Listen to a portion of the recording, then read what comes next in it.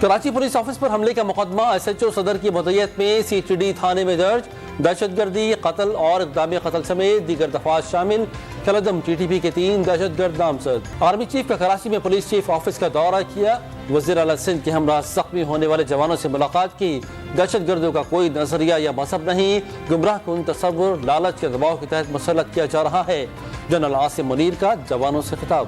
Karachi police office پر حملے کی تحقیقات کے لیے 5 رکنی کمیٹی قائم. فورسز کی گولی کا نشانہ بننے والا ایک دہشت گرد لکی مروت کا کفایت اللہ نکلا. دوسرے شرپسند کی مجید بلوچ کے نام سے شناخت. شمالی وزیرستان کے زالہ نور نے خود کو دھماکے سے اڑایا. حملے میں زیر استعمال گاڑی کا مالک زیر حراست. تحریک انصاف کی جیل بھرو تحریک بدھ سے شروع ہوگی.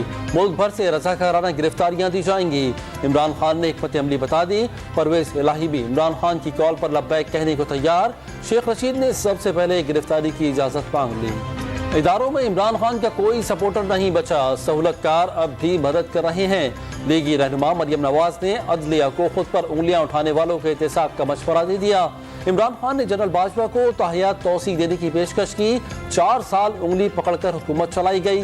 مریم نواز کا بیان.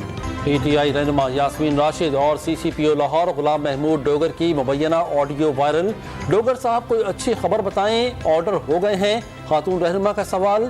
سپریم کورٹ سے آرڈر ہوں گے تو مل جائیں گے. CCPO لاہور کا جواب. یاسمین راشد آڈیو لیک پر برہم. پرائیویسی میں مداخلت پر عدالت جانے کا اعلان.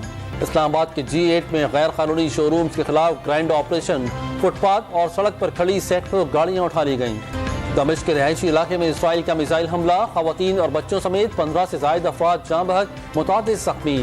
کئی عمارتیں تباہ ہو گئیں.